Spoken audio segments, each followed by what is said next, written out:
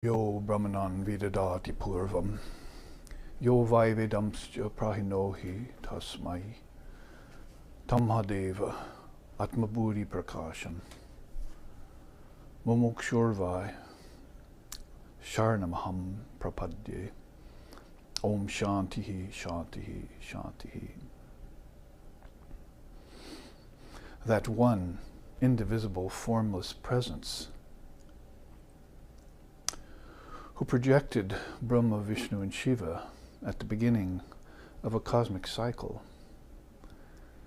and who granted the Vedas unto Lord Brahma,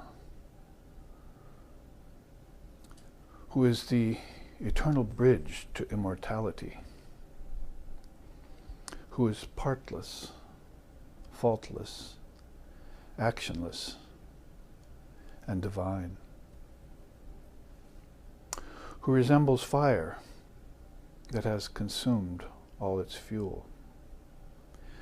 I go for refuge to that one Supreme Brahman, whose light of understanding turns the mind of mankind within to the Atman, the indivisible self in all. Om peace, peace, peace.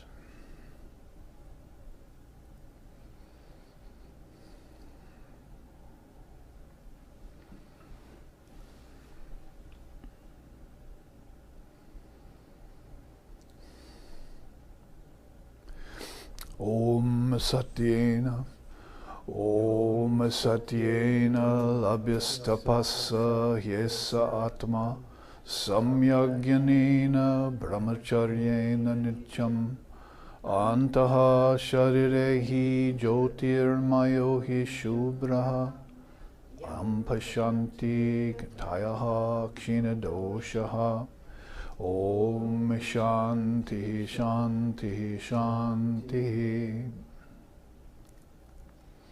The Atman, the indivisible self within all beings and all things, is realized by knowledge, by moderation, by austerity, and by veracity. All of these constantly cultivated. When mental impurities dissolve due to this practice, then the seer beholds it everywhere, existing in everything, even here, in this very body. Om peace, peace, peace. Om Sahana Vavatu Sahana Bhunaktu Sahaviryam Karbhavahoi Tejasvi Navaditamastu Ma Vidveshavahai. Om Shanti Shanti Shanti. May Brahman, divine reality, protect us. May Brahman sustain us. May Brahman illumine our thinking process. May we not find fault with each other, with the world, and with the teachings, and may what we study be a source of inspiration to us eternally. Om peace, peace, peace. May peace be unto us, and may peace be unto all. Om Hari Om.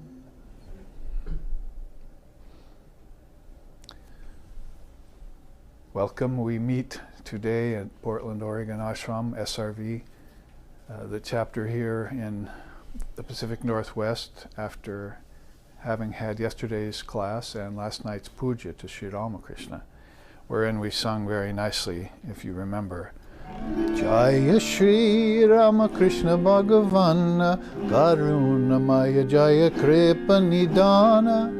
Jaya Shri Ramakrishna Bhagavan Karunamaya Jaya Kripa Nidana.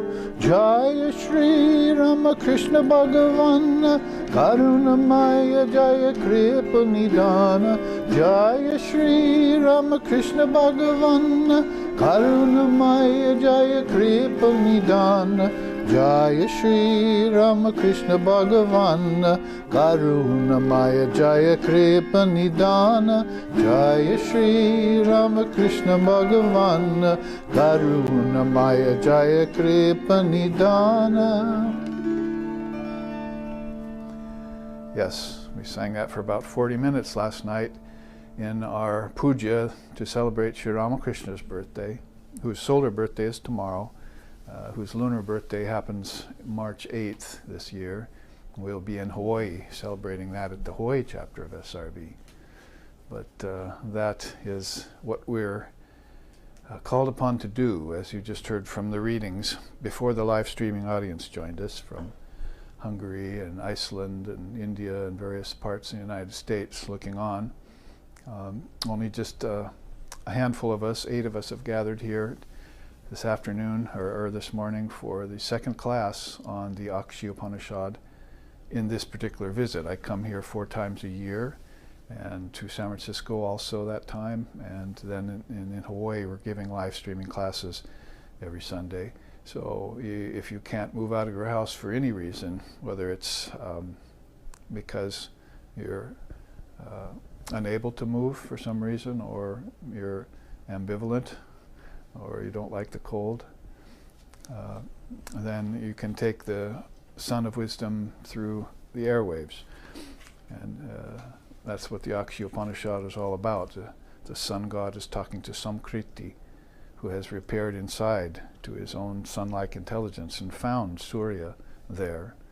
And when I thought about that this morning and to come teach it again, the sun came out in Portland, which is a real miracle in the winter, as we know, us Portlanders, as I was born right near Portland and raised for a long time here in Portland with my schooling, and found Swami Sheshananda right here, the last living devotee of Holy Mother of all things, right here in Portland, Oregon, across the river from me when I was a boy of just 12 years old. And through high school he had been there the whole time, but it wasn't until later I found out that he had been there and came back from Hawaii, where I had moved to pursue a symphonic career, and came back and found him and got initiated into the Vedanta. I had already discovered Sri Ramakrishna. We sing to like that all the time. But in the gospel, before the live streaming audience joined us, we were being read to out of the gospel of Sri Ramakrishna, the greatest testament on paper of this day and time. That's the everything from soup to nuts spirituality that you need to know. That's been said by many people who even aren't part of the Ramakrishna order or have their own orders. So he was telling us in the Gospels reading this morning, those fools who don't sing and dance in the names of the Lord, they'll never get enlightenment. So that bhakti yoga, that singing that we just did, we'll leave the dancing till later because we're on camera. The singing we just did is very key for the attainment of enlightenment, and you might say it's the fruits that you enjoy along the way during all your hard striving, because as we know from his great disciple Swami Vivekananda, he said there are books and temples by the hundreds and thousands, but oh, for an ounce of practice. So he wants us to intensify and do stark practice, and every day of our life not waste our time, as my teacher used to say. You Westerners are wasting your time in the Bhoga Marga, the path of pleasure. 2 world wars have passed, a third is on the horizon. You had better watch out, he said to us. So watch out means you can't change war and peace going back and forth. You'll never be able to transform a transforming world. So what you need to do is find the stable center and practice how to live in it, so that all the change around you amounts to being unreal. It's only the unchanging that's real, and you need to focus upon that under all circumstances until circumstances go away and only the light of Brahman is shining. And the light of that Brahman is what Samkriti has gone to find. He repaired to the solar realm. I was saying yesterday, that's the first sloka, as you see, repaired to the solar realm to find the sun god. Because he wanted to know the source of all things, source of all knowledge. And sun god, first thing he asked him for was Brahmavidya. Teach me the Atmagyan, the knowledge of the self, by which I can remain free, keep myself free and remain free. So sun god is all too happy to accommodate that request, as we know from our study of the first 13 slokas that we have engaged in the last 2 or 3 visits. By the way, I do have some copies. If anyone has not gotten a copy of the Akshi Upanishad, which I printed out from a certain source, would you like to take one? I thought you already had one. But I'm going to give one to this elder. I don't give them out twice, remember? Okay, so there you are. And here's yours on camera. So we did look through 13 slokas. We kind of did a review yesterday because we're always looking back on these 7 stages that Surya Narayan, the sun god, is telling Sankriti. And we found out that, well, I should ask you the question, what was it that qualifies you for yoga according to the sun god? First stage. Eagerness. Eagerness. Considering the transcendence of transmigratory life. Right. If you sit back and consider transmigratory life and you want beyond it, then you're suited for the first stage of yoga. Most people, you see, aren't doing that. They're thinking this life is real, this world is real, these things I'm getting are real. The whole meaning of life is about wealth or happiness or pleasure. These are minor considerations. He does concede that some people who seek these things are noble, but they're not suited yet for spiritual life. So sort of like Lord Buddha saying, there are 2 kinds of beings, the awakened and the unawakened, is as simple as he could put it. And one of his students then asked, well, aren't there people who are trying to awaken? Isn't there a 3rd class? And Lord Buddha said, no, if they're trying to awaken, they're already awakened. So it goes pretty much hand in hand with this first stage of yoga here, you see, crossing transmigratory life. So if you're aware that you've been reborn and you've had previous births, even if you hold that as a theory or a possibility, even if you haven't actually proven it to yourself, like say Krishna is telling Arjuna, I've had many lifetimes, so he's seen them inside of himself. He's gone back in time, as it were, and seen his past incarnations. The last big one for Krishna was Sri Ram. So these incarnations are huge when they come, like Sri Ramakrishna in this day and age.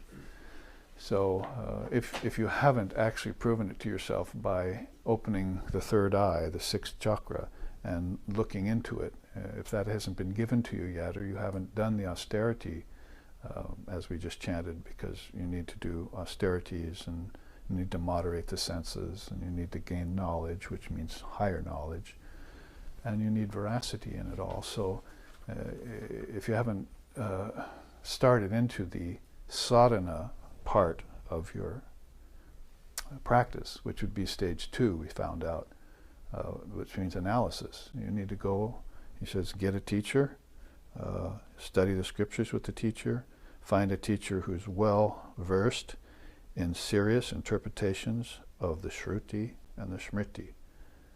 Shruti is that which must be heard, Smriti is that which accommodates it or accompanies it. Smriti would be like, oh, I need to hear all the itihasa, I need to hear all the scriptural history. I need to hear about the lives of great beings and how they interfaced with other people, beggars to kings, everywhere in between, how these great souls lived on earth. Those are qualified non-dualistic and dualistic levels of scripture. That's Smriti. Smriti means you have to remember those things. You come to life here, you have to remember that other people around you have attained enlightenment. If you just cross them off your list, then you're just an average person out there. You may even be noble, That is good. It may be good, but you will never get enlightenment through goodness.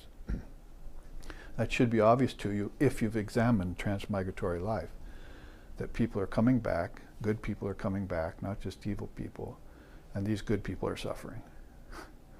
So they haven't come to the conclusion that yet that the Buddha gave them, First Noble Truth. There is suffering. Here, there is suffering. And suffering happens to be a tool with which you polish the diamond. There's a nice Zen koan, see, among the 50 to 100 traditional Zen koans there are out there, that says, woodcutter suddenly realizes he's a diamond cutter.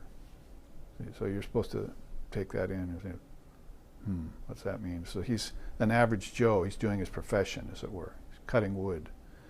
And all of a sudden, in the middle of it, he has this epiphany. Says, everything I'm doing is divine. I've done this before.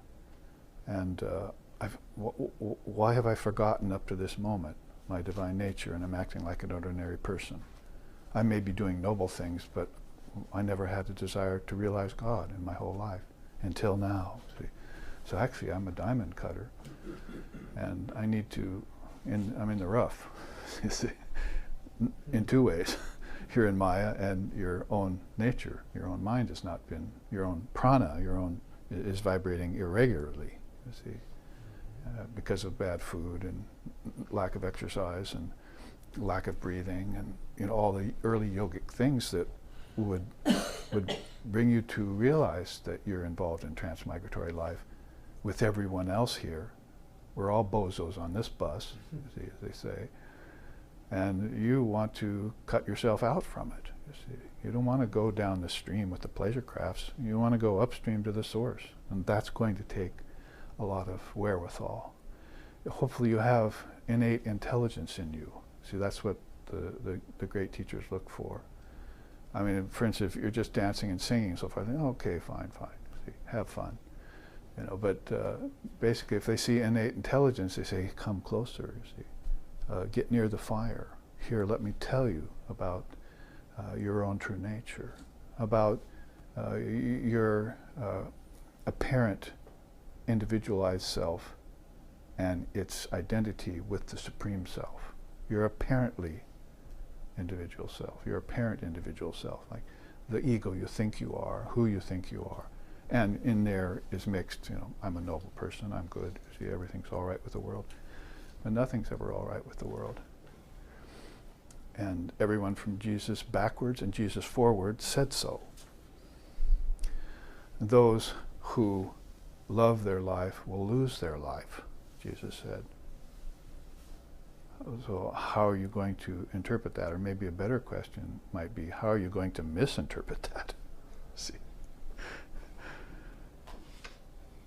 So you need to consider transmigratory life. It's a beautiful teaching that the Sun God is giving Sankriti at the very first stage of these 7 stages. So we're going to show this chart over and over again until we finish the slokas of this Upanishad, which number only about 47 or 48. One of the shorter Upanishads, and one of the minor Upanishads they call it because Shankara never lent a commentary to it. You see, here's the star map, cosmic star map of Upanishads, and you are here. You see, Akshi. And you can see other Upanishads here that Shankara did comment on. They're underlined, the Kato, the Taittiriya, see, and down here Mundaka and Prashna. These are ones that are on our bookshelf, you see. They've been rendered into English by astute minds. You see, the ones you're supposed to be seeking to analyze things. The sadhaka resorts to the foremost luminaries well known for their serious interpretations of Shruti and Smriti. So those 10 or 11 Upanishads that are underlined are major because Shankara, the great mind who was great in his, before he was even a teenager, see, he knew all the scriptures. So he couldn't have time to learn them. So they were in his mind, and they came out. You see, he had learned them before. And then he was teaching them to graybeards when he was in his teens. And so then he commented on these 10 during that time before the 32nd year when he passed into Mahasamadhi. So he brought it all forward real quick. See, I have very little time here, as Vivekananda used to say, to deliver my message. I need to do it right now, and I don't have time to refine my manners. He said, I don't have time to refine my manners. I have to give the message in my way right now. And give it in the face of a people, actually two peoples, India and America, England, that were against him. That the run of things was against him. Christianity had already fallen. It's not even Christianity today. A Christian chaplain told me that 3 days ago. There's no Christianity anymore here. So Christ's message, you'll have to look into it to find out that he too was thinking about transmigratory life. Birds have nests, foxes have holes. You have no place to lay your head here. You may say that's a teaching that's not that hard to comprehend, but what are the implications of it? That you have no place to lay your head here means you must have come from somewhere else, right? I mean, think about it, That's what analysis is, the second stage. You think about it. What's he inferring, you see? You don't just take the message as you hear it and understand it in your language on the surface level and say, oh, I'm noble now. You have to say, well, wait a minute, he's saying something much deeper than that. If I don't have any place to lay my head here, it means that I must come from somewhere else. And if I came from somewhere else, where is that somewhere else? It must have been another lifetime. And now I find myself here, and he's telling me, don't get comfortable here. You don't build your house on sand. In India, there's a grain of sand in every bed. And so that's why people can't get a good sleep at night. You see, this thing rubbing them, It's their guilty conscience for coming into the body and thinking that this world is real and trying to enjoy things that are consisting of changing particles, basically, that aren't solid, that aren't substantial. So approach those foremost teachers that can give you a deep look into these scriptures, whose whole life has been spent in looking into these scriptures. I'm celebrating my 50th year this year of dedication to this path. I started when I was 19, and I had my 69th birthday last month. So 50 years I've looked deeply into that, and I'm saying that's in this lifetime alone, because when I was 19, these fell into my lap. That is, they fell out of my mind. I had no teacher. I left society and family, and there I was. Oh, gee, I need to change my eating habits. I need to breathe. I need to sit. You see, I need to study Shankar's Vivekachudamani. And I did. And I never looked back. So you pick up the thread of your yoga. That's how Krishna puts it to Arjuna in the Gita. They come back and they pick up the thread of their yoga if they didn't get realized, illumined before. So I'm not so sure I was illumined before. It's a sort of a moot point when, if you're awakened, then you're awakened. That's all. Either you're not awakened or you're awakened. So a degree of enlightenment may be there. You see, it may not. But you have to say that there's a connection between yourself and your previous existences, and that's called past karma and present karma. And then there's a future karma that's coming along too that will be yours if you're not careful. So you going to take another birth, make sure it's a birth of higher and higher light, Sri Aurobindo said. Births of more and more consciousness. Or they asked Swami Vivekananda, should a man be reborn? He said, I certainly hope he will not. Not until he can do so in full consciousness. Which he did, and Shankara did before him, see? And Krishna before them. So, and Christ somewhere in the middle, and Buddha before Christ 500 years. So all these beings come forth as fully awakened. That's what Buddha said at the end of his life. You may call me anything you want, but there's one thing you have to say about me. I am awakened. And so arise awake. Stop not till the goal is reached. Approach the wise teachers and learn from them. Because sharp as a razor's edge is the spiritual path, and very difficult to navigate. So say the wise. Isn't that saying out of the Upanishad, just the same as with a mind disciplined through devotion to the scriptures, finding a teacher and being in the company of the virtuous, he should truthfully master the entire body of knowledge, including all the secret doctrines. So that's our sloka today. Yesterday we looked at, as a snake sheds its slough, so sheds he even the slightest attachment to external objects when they are intensified by pride, and so forth. And we showed you this really nice image of the three unwholesome roots. You see, it might be your brother and your sister, or your ancestors. You see, fighting over the dead carcass of land and wealth and greed and so forth. Beware of your ancestors, as Sri Ramakrishna said. Or we looked at the painful thorns of desire-ridden rebirth. How a camel eats thorny bushes over and over and over again until its gums bleed. And then that's why there's so many camels born, because it comes back looking for more of the same. And it needs to have camel parents to find thorny bushes. Just like cocaine addict will be born as another cocaine addict because he needs to find parents who can supply him with the stuff. So everything is explained by karma, by cause and effect. And hands off the whole idea of God until you are qualified to speak about that with a capital T, Tata. So we looked at those things along the way, and we sang various beautiful hymns also yesterday that had to do with that. I was thinking in terms of this type of teaching, which is a negative teaching with positive effects, that you could sing something from Shankara himself, this great Jnani or Advaita that we approach like a Illuminacharya when we want to learn the truth of existence. He sings, Punarapi jananam, punarapi maranam, punarapi janani jatare shayanam, iha samsare bahudishtare, kripaya pare, pare murare, bhaja govindam, bhaja govindam, bhaja govindam, mudamate, samkatte sanihite kale, mahinahi rakshati dukrin karane. Bhaja Govindam, adore the Lord, adore the Lord, adore the Lord. So here's a being qualified to be able to sing and worship in that way because he's got all the knowledge. You see, he's all the knowledge. He knows what to love, what not to love. He knows what's real, what's not real. He knows what's wheat and what's chaff.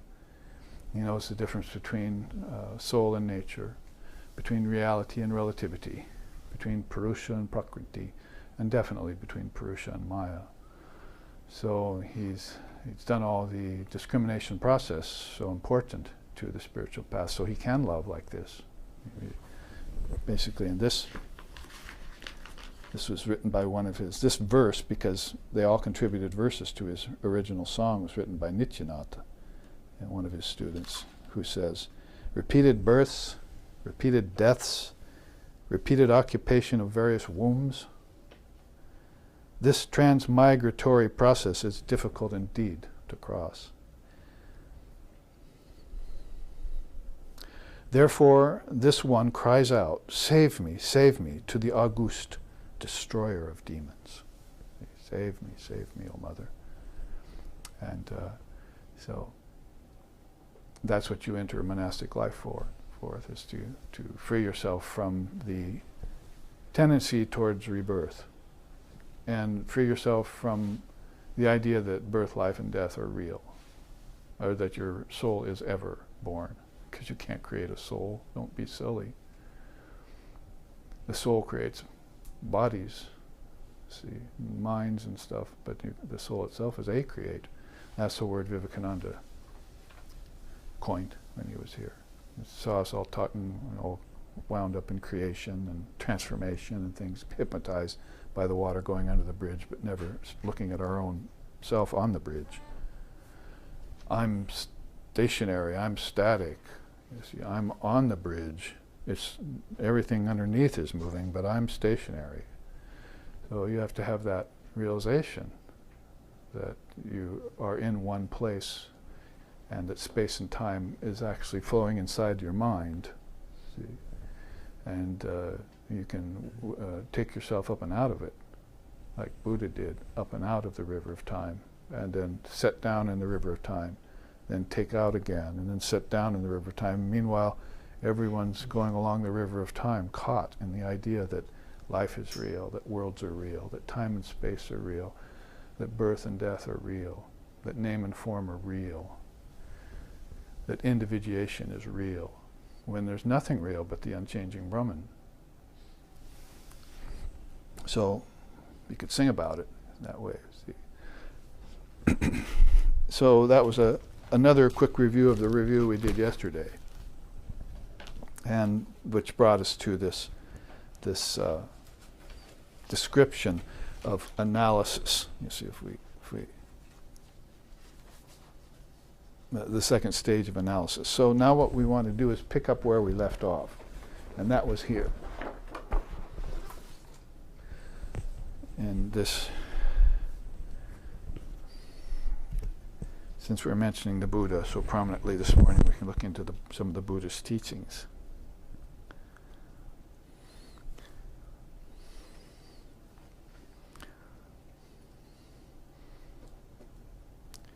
We ran out of time as we got into this. So, with a mind disciplined by devotion to the scriptures, if you have to learn that in this lifetime, somebody has to say, oh, you should read this Gita, or you should read this, you should study the Quran, or you should take up the Upanishads like we're doing. And then that's good, you're acquiring a taste. It's better than a taste for thorny bushes, I'll tell you that. There are some thorns in the scriptures for sure. Like waking up from ignorance is not an easy thing, but it's these thorns will awaken you for all time, whereas these thorns will keep you bound. Remember some of these thorns, triple bondage of spouse, children, and wealth, as if that's the purpose of life. Everyone's acting that way.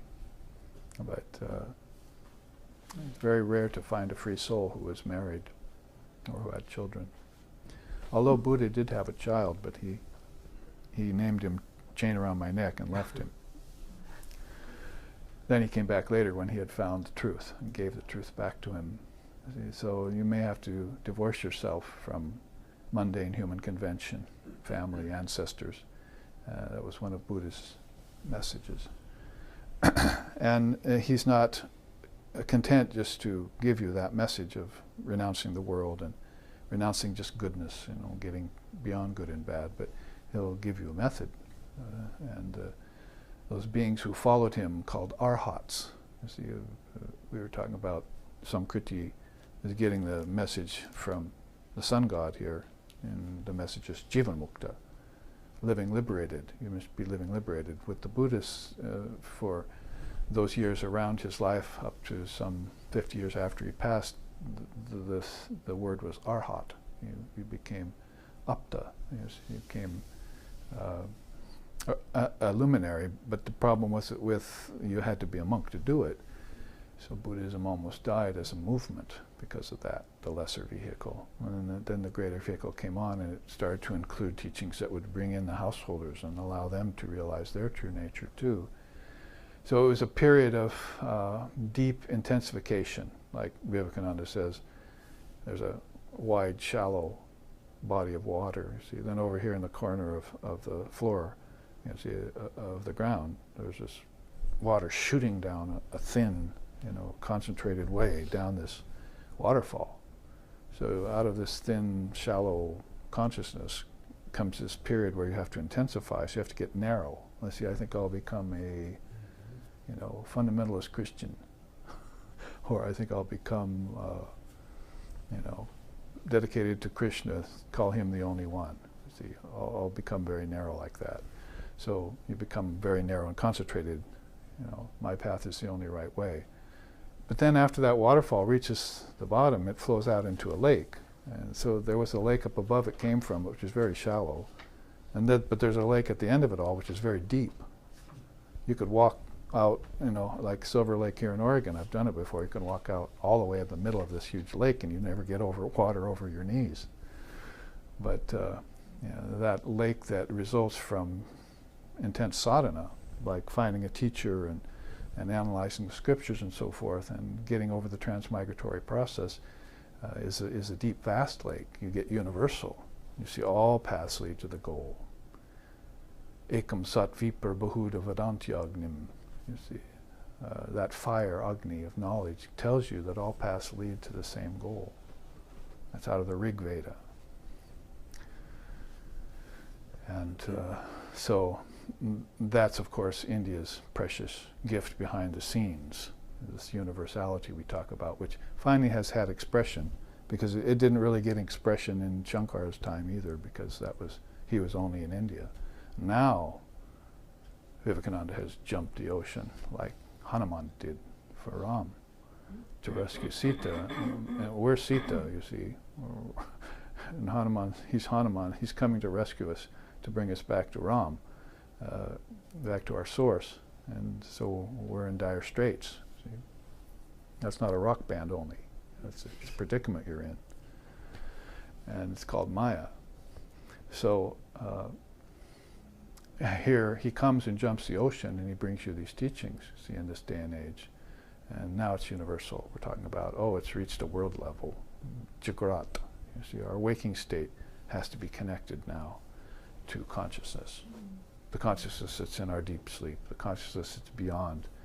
Consciousness that's called Turiya or Samadhi or Satori or Sampragyata or Nirvana or Moksha or Mukti or Fana or beatific vision, however you want to name it, that source. We need to be connected back to it.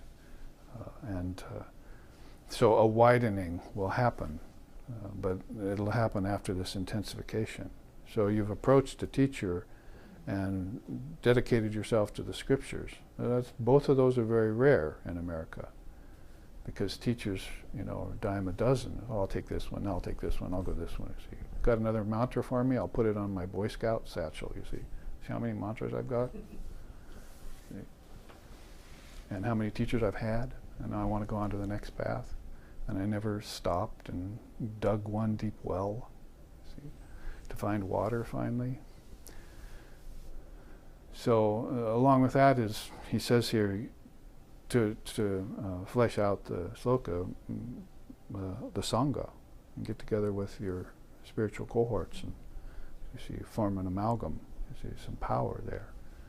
Spiritual family, not just a worldly family that's consisting of a thorn in your flesh every day, and every lifetime, many thorns, but the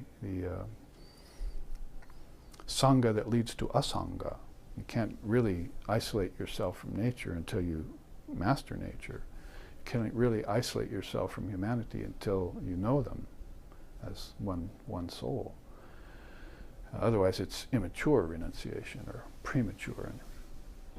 So you have to be in the process of knowing, where knowing, knowledge, and the act of knowing are active triputti in you. And then you can get beyond knowing, knowledge and active knowing. So people like to jump too soon. So my point there is you have to find your teacher. Some people do that right away, as soon as they're born, and they take a mantra initiation and they never think about it again. I've told that to people. You see, just mantra is something you get done. Initiation, you just get it done in India. Here it's like, should I do that? Maybe I won't. It's not, I think I will. It runs hot and cold. And so, if I do it, will I have to work hard? See, it's a question I heard. But if I take mantra, is it a responsibility? See, can I take on that responsibility? It's your spiritual life. Get it done. And then go on with your earthly life. You'll be protected. Mantra is a protective fence, Ramprasad sings in his song. It's a protective fence. At first the tree is small, it's a little sapling. The elephants will walk over it, the cattle will eat it. So you put a fence around it. That's the mantra. He says, then once the tree's big, you can tie an elephant to it. You have to still watch out for the camels because they'll eat your branches if you're not careful. But you've got thorns, you see, to give them too. A beautiful, famous piece of art where Lord Buddha is they're shooting arrows at him. Tribes and people, worldly people and evil people shooting arrows at him, demons and so forth. And he's just throwing flowers back at them. So it's like, all from that famous story where he's holding a flower and he asks his disciples, what does this mean? A very beautiful story in Buddhist life. Buddha Lila. Yeah. So speaking about Buddha Lila, this new sloka we've just taken on, 14, we looked at it in terms of Guru Dharma Sangha, or what he's saying here is devotion to scriptures, Guru, and Sangha. So here's how you would encounter this in America in this day and age from a great teacher like, say, Karmapa, like I did, or Jamgon Khantrul Rinpoche, or Kaldu Rinpoche, all whom I met and studied with in my early life. And you'll find out that there are certain things that you're going to need to do to qualify yourself. And we looked at the first as empowerment. They like to say empowerment. It's sort of like Sankriti is going inside and finding the sun god, and then he asks the sun god, what I want, now that I've found you, is for you to give me the original Brahmagyan, Adi Vidya Daiva, the Adi, original, Vidya, wisdom, that is divine, that's changeless, that's eternal, Sanatana Dharma. I want you to give me that truth that never changes, those teachings that best explain and exemplify it. So he says, okay, here it is. All is one, unborn, tranquil, endless, certain, immutable. Try and see reality like that. And then be tranquil and at ease. See? It's like Shankar is saying, take the outer, waking state. Take the inner, your mind, and its dreams and projections and sankalpas and everything, and render them into one state. Connect the waking to the dreaming, the A to the U. You're almost to the word now. Say M. You just need to add the M. And the M would be those who lose their life will get it again in eternity. Those who love their life, will lose it. And those who hate their life will get it again in eternity. So the M is still coming. See? So connect the outer to the inner, live in it in tranquility and peace, learn all the lessons of yoga, being in yoga, because you've fallen out of yoga. You've believed in all sorts of impossible things that are going on out there, as if they were real. You're pursuing phenomena. The phenomenon escapes you. The phenomena allures you and traps you. So you want to be beyond change, because you are beyond change. You're on the bridge. Everything else is flowing underneath you. Water under the bridge, let it go. Think about your position on the bridge as the observer of everything. Know yourself to be that eternally, and never go back on it again. See, find a teacher who can transmit that to you. Find it in the scriptures, corroborate it twice over, and then get your own experience of it. Nididhyasana and anubhav, you see, and then be free forevermore. So empowerment would be how you would say that. We're saying these three attributes of the spiritual path in the Upanishad is very much like these first opening to this chart on precepts. And points in practice. So we look to that. Seek to develop a relationship with a real teacher. He said that in here. Have devotion to the teacher. Then qualify for empowerment by gaining the wisdom from that teacher. And that would be the scriptures. See. Then in the process, do this. Meditate 3 times a day on what you've heard with faith and devotion. Practice holding the mind in an unmodified state.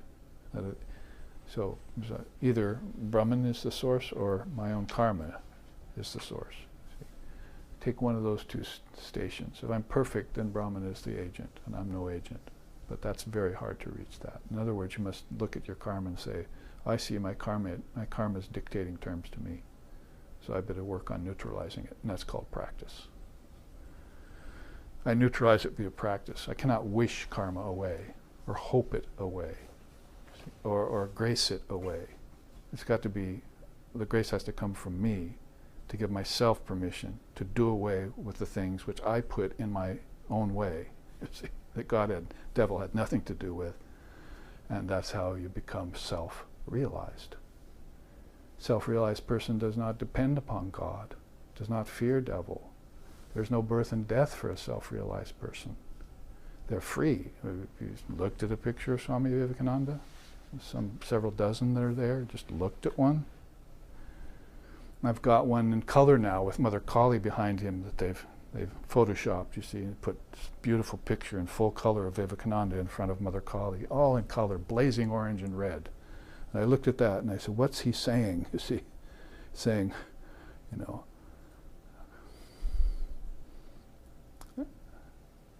I am God, like it or not. You see, what else was he saying to me? You see, he was saying, this is invincible power. Mother Kali, and with him in the picture, invincible power, but it's nonviolent. We've never seen it like that, you see. I am nonviolent, but I have immense power behind me, Mother Kali. The power that will shatter worlds. Mother Kali's wisdom thunder rumbles profoundly with a power that can shatter mountains, the song sings in India, you see. The power that can shatter mountains. So external or internal, that power is invincible, irrepressible. So practice holding your mind on that power. It's inviolate. See, my mind is now able to resist everything. See, like a duck's feathers. See, no water will get in. He's in the water, but the water's not in the duck. See, Sri Ramakrishna used to say. Realize that whatever appears comes from your own mind, which is another way of what I was just saying. It didn't come from God or devil or nature. It's not its source.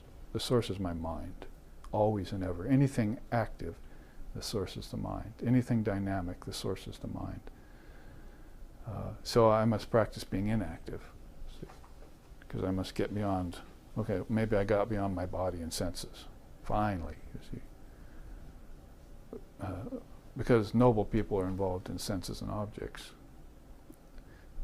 But an enlightened person is only involved in transcending the source of senses and objects, which is the mind. It's the sixth sense we're talking about. The sixth sense means mind.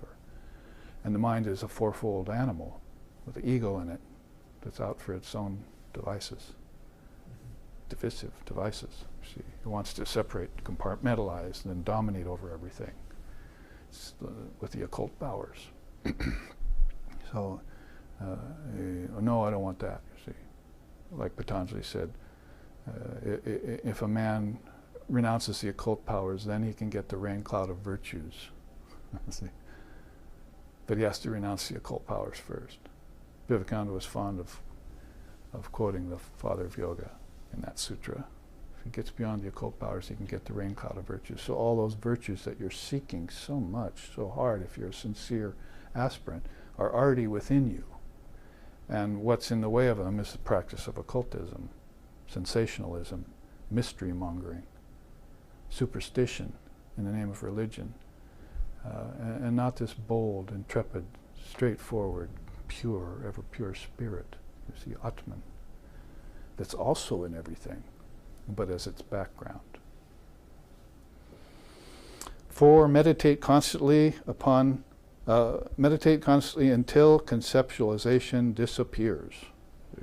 So we saw the direct correlation with that too.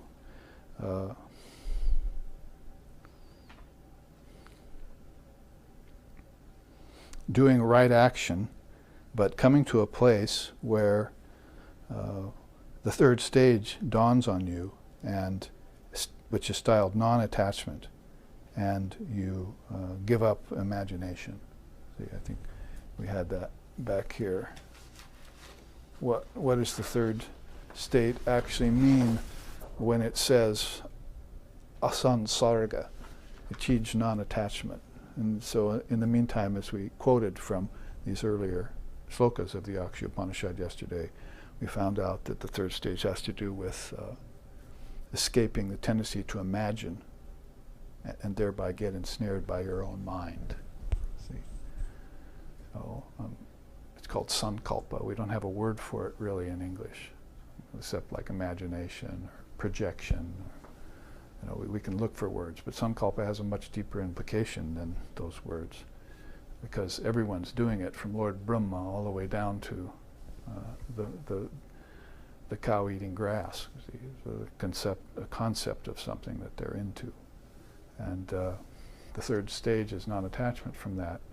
I've sort of realized that after I've gotten over transmigratory life, or at least seen that its rebirth is in my way, ancestors are in my way, and karma is therefore coming from those processes, that I withdraw from it, study the scriptures, get clear, and then I can detach. See, I mean, because detachment is like, in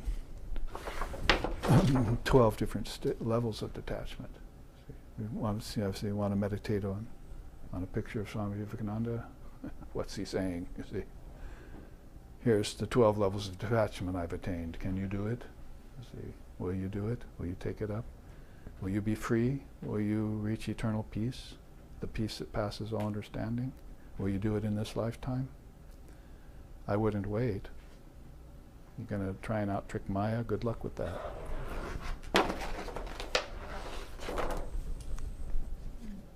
So we may get to that later, or my next visit. So that's where we made it yesterday. See, now you see that it's a matter of practice. Shamatha, or dwelling in peace, they call that.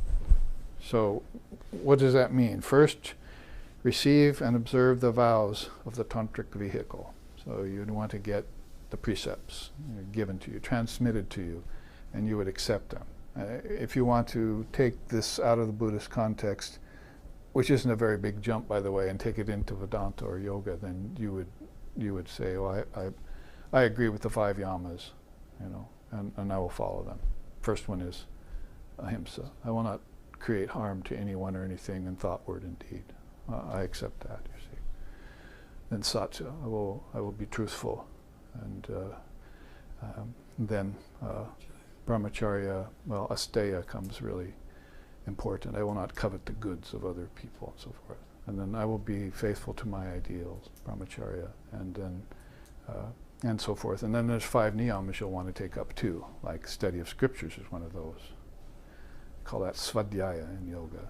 So all of those things are sort of early vows and precepts you want to take to, because yoga is either union with Brahman, or secondary, it's practice of the union of Brahman. And Vedanta doesn't prescribe a practice.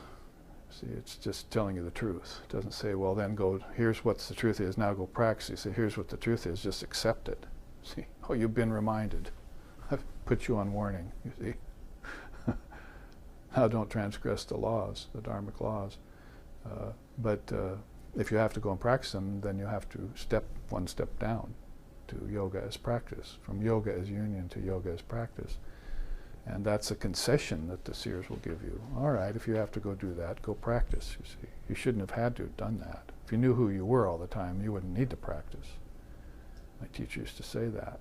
But since you don't, and you fall out of yoga every day, or every other hour, or when you're at work, or when you pick up your cell phone, or whenever it is that you fall out of consciousness, then I'm going to have to do a constant practice. And it's probably good to do that when you're here on earth anyway. Shankara said, I always keep the mirror of my mind wiped clean. Well, this was a soul that was in full recognition of everything I'm telling you at his 8th year. You talk about a child prodigy, that's laughable. See, India's seen many Jesuses. So this is a soul that was amazingly remarkable, unprecedented, you know, in everything that was known to him at a very young age. He didn't have to leave his father and mother at 14 like Jesus did. He was born with everything he needed to know, except a few little details he got from Govindapada later on in a cave. An interesting story. So observe the vows and the precepts. Then purify your nadis, which means the flow of prana has to, you know, the granthis. You know what granthis are? They're knots. If my arm is atrophied, I have a knot in my nerves, you see. So I have to do, someone has to work it out for me or massage it, or well, hopefully you won't have to go under the knife, see, invasive surgery and all that. But some way you've got to get that nerve open so that it can move again. See, well, it's the same with the arms of your subtle nerves, which we chanted about this morning. There are 100,000 nerves in the heart. You know, and inside of each one of those are 100,000 more, and these lead inward to the chakras and so forth. And so I like to say that ever since I started talking, you know, an hour ago or so, that many people have died, dozens, hundreds maybe, and also many people have been born, dozens, hundreds, since I started talking, since we gathered here. And they've all gone along nerve endings inside, and then they all come out of nerve endings at different levels of awareness. So as long as you're in the transmigratory process, if you're aware of how souls move, India has been aware of how souls move from time out of mind. That's why we're just infantile in our spiritual understanding. We're mere babies, quoting Vivekananda about us. So that's a taken for granted fact that the soul isn't a body. You know, it doesn't take up time and space. It doesn't take up it doesn't have mass as we know it. You know, it's a dream body. Does a dream take up space or have weight? So, you know, the way that soul, if it's still transmigrating, will slip into a nadi and move, you see. I mean, you're supposed to waken up to the presence of your three main nadis in Kundalini Yoga, the Sushumna, the Ida, and the Pingala. You see, going up your Sushumna, you start out with eating good food and breathing, but that's just pretty much for your physical body. Then you have to awaken the psychic prana too, because that's what's moving your mind through these masses of internal nadis. Your thoughts are going along them, you know, faster than manojavitvam, you see, faster than the speed of the mind. So you know what I say, faster than the speed of sound is the speed of light. Faster than the speed of light is the speed of thought. See? But Brahman is everywhere at all times, so it doesn't have to move. It'll outstrip you every time, anytime you try and run. See? Whether you're running towards it or away from it, it's already there. See? So give it up. Stop and be silent and still like Brahman. It is one, it is unborn, it's tranquil, it's endless, it's certain, it's immutable, it's tranquil and at ease at all times. And that's your true nature they're talking about, but you haven't aligned yourself with your true nature yet, you see, in this particular lifetime. So you have to go and do that. That's your first directive in yoga. Transmigratory life has to stop because it's a myth, it's a dream that I'm having, when the real truth is that consciousness doesn't move because it doesn't have to, you see. So things like karmas and nadis and granthis and knots and all that, that's secondary. You have to do yoga practice for that. You have to come to know about that if you're going to help others. Otherwise, you don't really have to know about it unless you're bound. And you need to get knowledge. You need to reacquire your wisdom. Remember. Somebody wrote me yesterday, day before yesterday, an email, because there was, there was a cartoon about Dracula about to eat someone's neck, you see. So I was standing there, you know, holding this guy with his fangs, you see. And all of a sudden, my brother sent me this, all of a sudden, the man who's about to be eaten says, The moon shines by borrowed light. It's reflected from the sun. I was amazed to find Vedanta has gotten that far into the newspaper. And so the Dracula, the next cartoon is like the Dracula's looking at. And then the next part of the cartoon is just this robe hanging there and a bunch of dust falling. You see. So one of our other friends saw that and wrote, yes, pratyabhigya, recognition, is close to enlightenment. So I wrote back that, pratyabhigya, you're talking about one of the great Kashmiri Shaivism systems and so forth. And so we had to go around about that, you see. But yes, moon shines by borrowed light. Poof. So I called it Vedanta versus vampire. I renamed the thing and sent it back. So purify the nadis and the centers for the flow of prana. When Vivekananda came here, he said they don't know about prana. There's two things they don't know about, prana and tanmatra. And of course these are Sanskrit words. There's prana, life force, in France, Elan Vital. I mean, where are you going to go to find out the implications of a word like prana? See, which actually is, in the Upanishad, sometimes masquerades as Brahman. See? So sometimes call prana Brahman. It's so important. So, and prana is one thing. Man does not live by bread alone. That's how I think Jesus put that to the fishermen, you see. You've got loaves and fishes and rivers, but there's a prana flowing in everything, you see. And that'll lead you to eternal life. And if you get eternal life, you can be fishers of men, and so forth and so on. So, but you're going to have to become a vampire, you see, and suck that prana out of everything, you see. Take it back for yourself. And then you'll come to know maybe what prana is, that it's flowing through these hundreds and thousands of nadis, and it's taking souls to heaven, and it's taking them to hell, and it's taking them into transmigratory, and it's taking them beyond, see, to where there's only two petals, you see, where the nerves just disappear, and there are no more network of nadis, and you're free. I don't know, that Dracula probably had to come back a few times to get over his taste of thorny blood or something, you see. But you, if you're an enlightened soul, you can go to the Agya Chakra and let yourself out of the game. And reintroduce yourself back into the game at this level. See, because these hundreds and thousands of nadis that people are flowing through, that doesn't mean they've gotten out of the river of samsara yet, which starts here and extends below. The first three chakras are the realms of rebirth: Bhur, Bhuva, Swaha.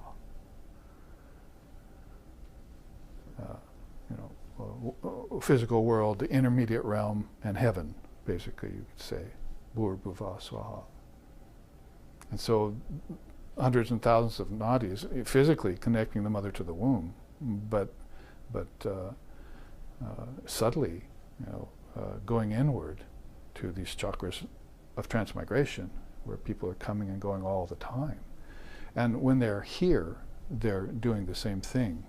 They're living at these three centers. Sri Ramakrishna said they live at the centers of eating, drinking, and sex life. They live there. And they eat the thorny bushes there. And they'll never get free. In 1,000,000 years, in 1,000,000 lifetimes, they'll never get free if they continue doing that. So the West is attracted to the Bhoga Marga, you see.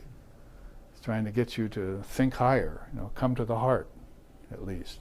And make an attempt, rush the gates, you see. Ask the mother for entrance, you see. Can I transcend heaven? A Vedantist does not care for heaven. I don't care for a post-mortem emancipation, Swami Seshananda would say to us in most lectures.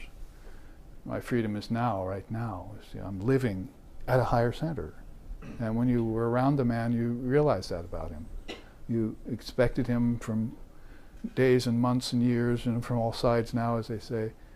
Well, he's just living at the high center. He never deviates. He's always there. I want that. See, enough of this fluctuation, ping-pong ball existence.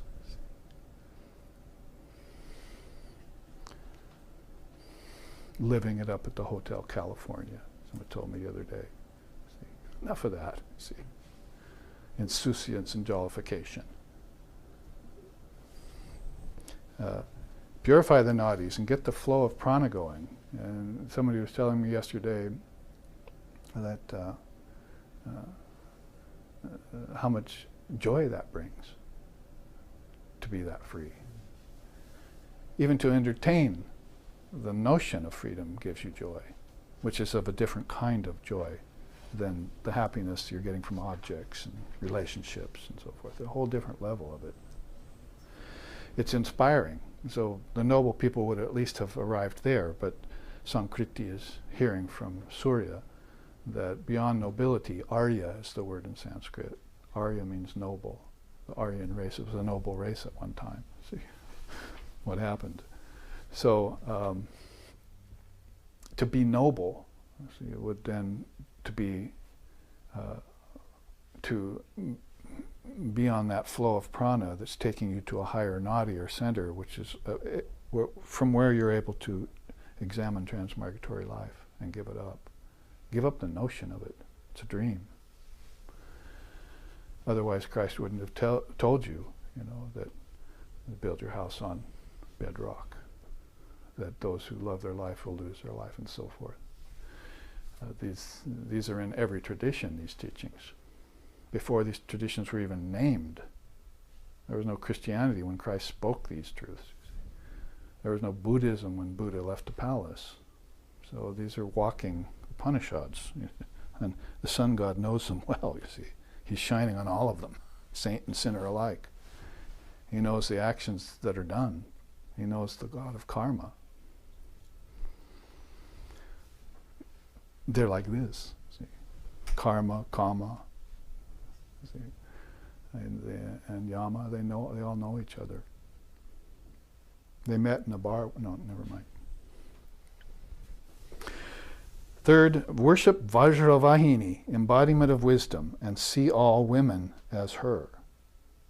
So Sri Ramakrishna and Swami Vivekananda's teachings to the hilt, and that you worship the goddess, and you see Shakti power, and all of that will be for the rejuvenation of India, Vivekananda said. Till they start treating their women like Shakti, then they'll never get out of the low place that they've fallen into now. And running furiously towards objects and money is not going to be the solution for India. They have to run furiously to the feet of the Buddha of today, called Ramakrishna, Vivekananda. Take refuge there and stop running for all times. See, then they'll be free in it. They'll get peace. They'll be candidate for the peace that passes all understanding, which we'll look at over the next visits as we go to the higher centers. Higher stages, sorry. Higher centers too. So worship the mother. Vajravahini is like Tara in Tibetan Buddhism that I was initiated into, both white and green Tara.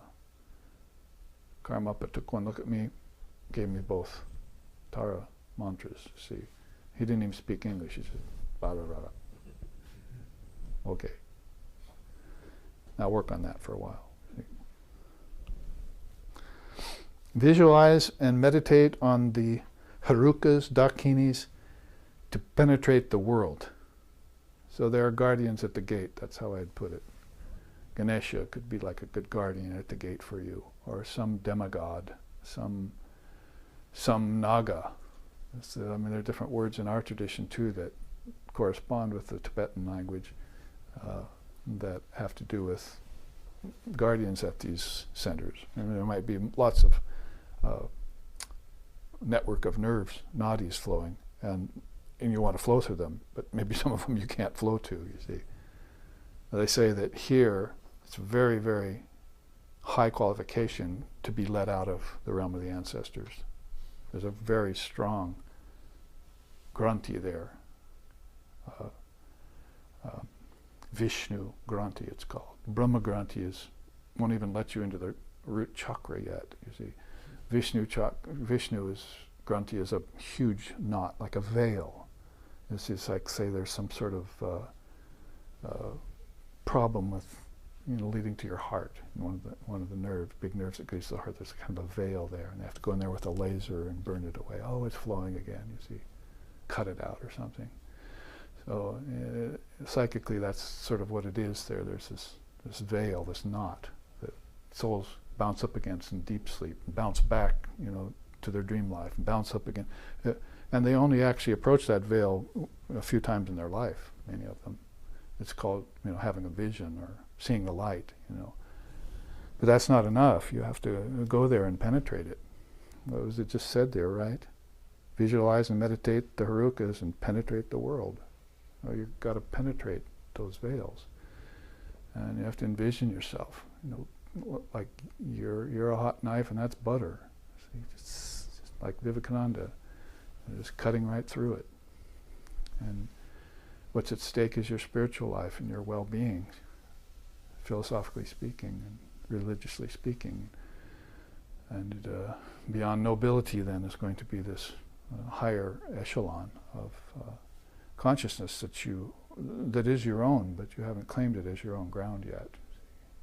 You haven't gained victory, jai, over it yet. So establish your relationship with a chosen deity. They call it yidam, tantric way of saying it, and merge in it.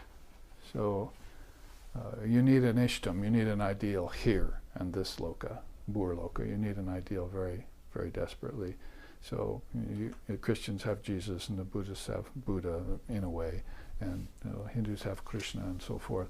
So you have an ideal, or you get to the father through the son, or to the mother through the daughter in our tradition, and you take that ideal and you meditate on it with an eye, one eye, to merge with it. You see, I am that. Back here, remember, they empowered you by saying, keep your mind in an unmodified state, right? So they were setting you up to practice this one-pointed concentration called dharma in yoga. They were setting you up so that, and they were setting you up not only for formlessness, because it's too early for you to get to formlessness. You can only taste that and bounce back from it again. But form, you need to know God with form. That's why I chanted at the beginning of the class, that one Supreme Being granted Brahma, Vishnu, and Shiva, projected them at the beginning of a cosmic cycle. So they had a source. That was a formless being, and then gave the Vedas to Lord Brahma. So if Lord Brahma got the Vedas, and Vishnu protected them, and Shiva merged them back again, there must have been some force that gave them that.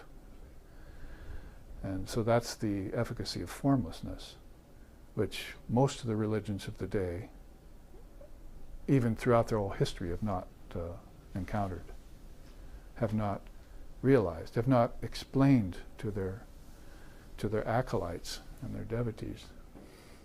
In India, that's been the whole purpose of it, is formlessness. So I go for refuge to that one Brahman whose light turns our understanding towards our own formlessness, our Atman. That's my refuge. And so that's been there in the mind of Setashvatar and his line since beginningless beginnings. And we'll hold that. Just like it's there in the sun god, and he's now communicating again to Samkriti and all the stages that go with it, just in case, because Samkriti might even know this and has known this for lifetimes, but he has to go back to Earth.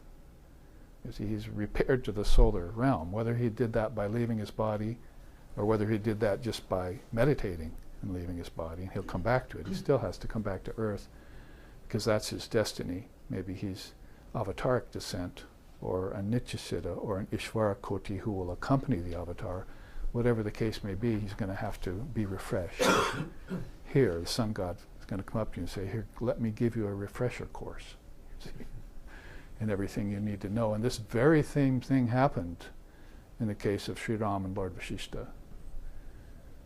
Vashishta told Ram everything he needed to know about this process. even down to the nitty-gritty details. What's the origin of disease? Oh, well, the first disease is rebirth. What? That might be good to know if you're going to take a body. First disease is rebirth, and that disease is in your mind, not in your body. So to take on a body with your ancestors is a disease that begins all other diseases. It's dis-ease. He just said here, it's tranquil, endless, certain, immutable, so be tranquil and be at ease. It doesn't say be diseased.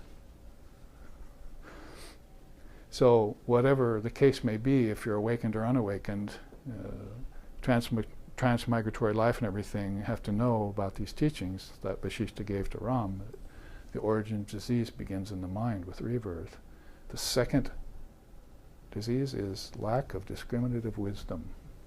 So if you come into this, take on a body, and you've succumbed to that disease, whether it's on purpose disease because you're an avatar, or unconscious disease because you're a fool, you should secondarily know that you shouldn't go anywhere without discriminative wisdom, intelligence. You shouldn't venture out.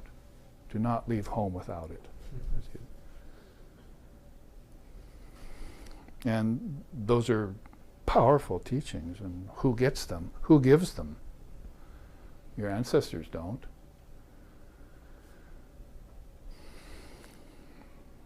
Not unless your ancestors are a solar line, like Samkriti's going back to Surya. It's a solar line. He's not going backwards in time, and he's not going upwards in space. He's going inwards back to his origin. This is what science and religion are not teaching us. Evolution only, you see, or going to heaven only, and heaven is somewhere up there. You see, no, both of those are wrong. They're incomplete. Science, evolution has a sort of completeness to itself only on the physical level, you see. But it doesn't tell you about involution, only about evolution. Where did you come from? Who am I? All those key questions are left unanswered in any material realm of science. Paravidya. So Paravidya, supreme knowledge, you only get that from within. Kings of heaven are within you. And so you're going to have to set time on its ear in that way, see? And space too. Where's the time which the soul will come and go when all of time is in the soul? Where's the space that the time and soul will occupy or renounce when all of space is in the soul? Time and space are in your mind, in other words, which is why you're going to want to get beyond your mind. The ideas for rebirth, the ideas for time, the ideas for space, the idea of joy and sorrow, all those things are in your mind. And as soon as your mind's one-pointed, if thine eye be single, you shall know the truth. That's the time you're free. See? You're now standing on the bridge and watching the water and go by. And you're not getting hypnotized by the sparkles in every little rivulet, you see, drawn out of yourself. So, who is it that guides the body of your boat across the solid earth? It is your guru, says Kabir. Meditate on his holy feet. So get yourself a chosen ideal, a yidam, and merge in it. Then realize the voidness of both the deity and the world. So you practiced an immobile state of mind earlier so that you could see God with form and then give it up. See? That's why Buddha said to Ananda, be a lamp unto yourself. Don't follow me. I'm here to tell you the truth. The truth is in you. See? Now realize it. Be a lamp unto yourself.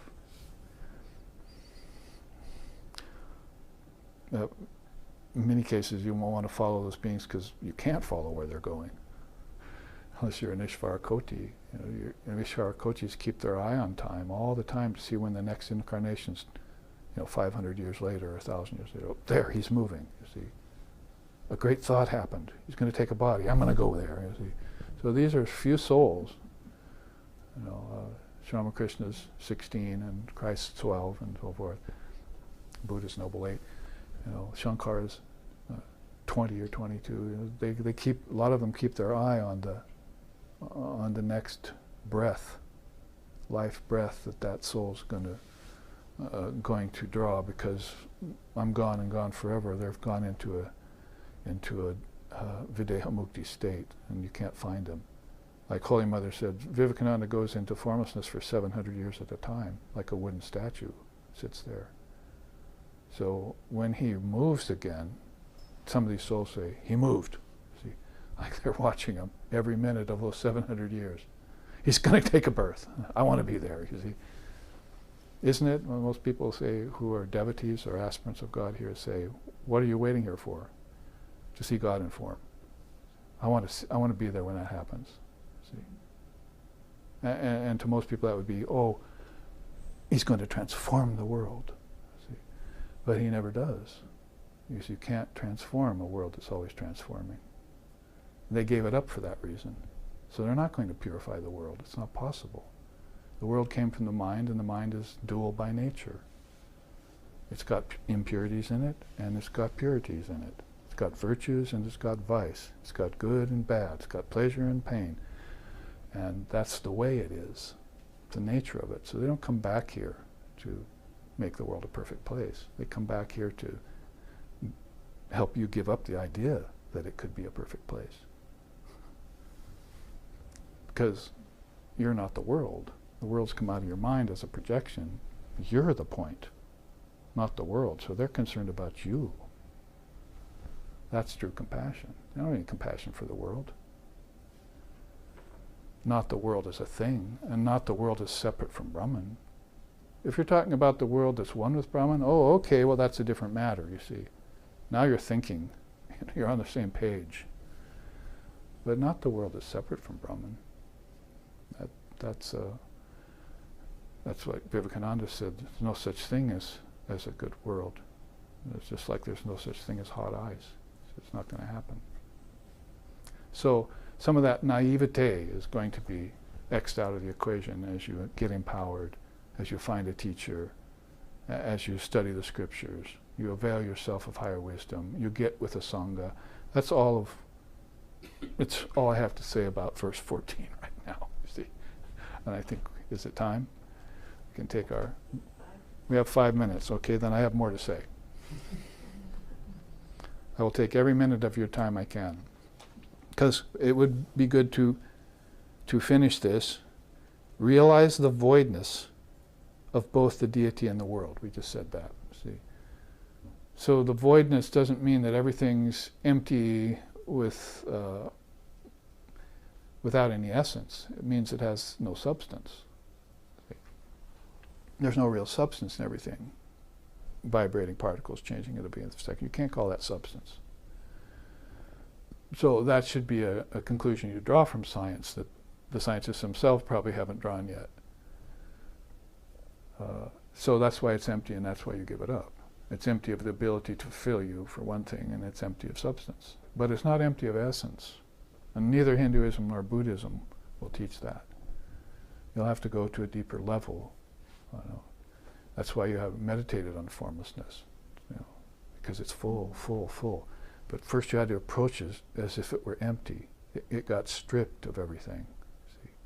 Because isn't that what the mind is trying to paint it with and apportion it with?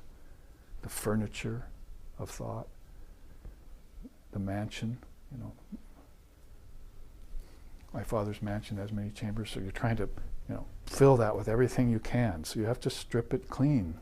You take everything out, you're moving. See? I'm abandoning the mansion.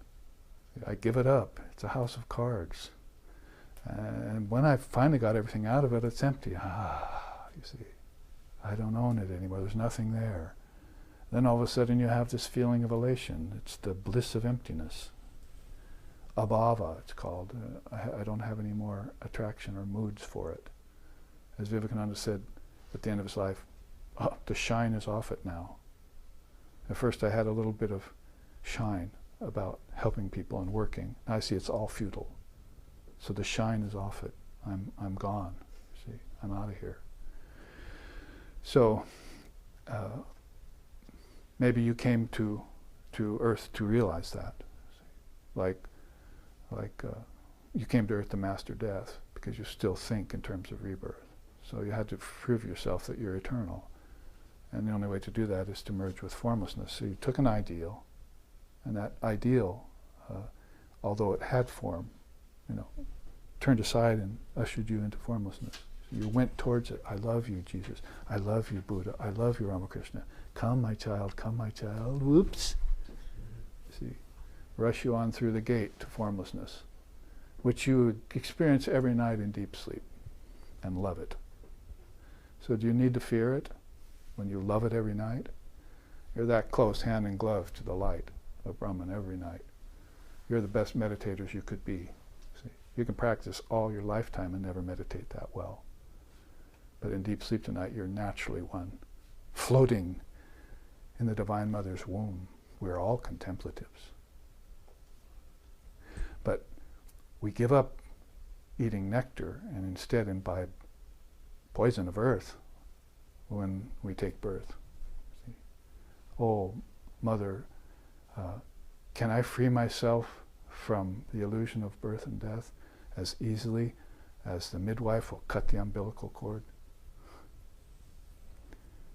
So, these are songs written by people who just didn't sit around and engage in partying at the Hotel California, see, or souciance and jollification, you see. They looked at transformatory life and they said, I'm done. Now, show me the way out. So let's come back and just explore some more of that then in about 15 minutes.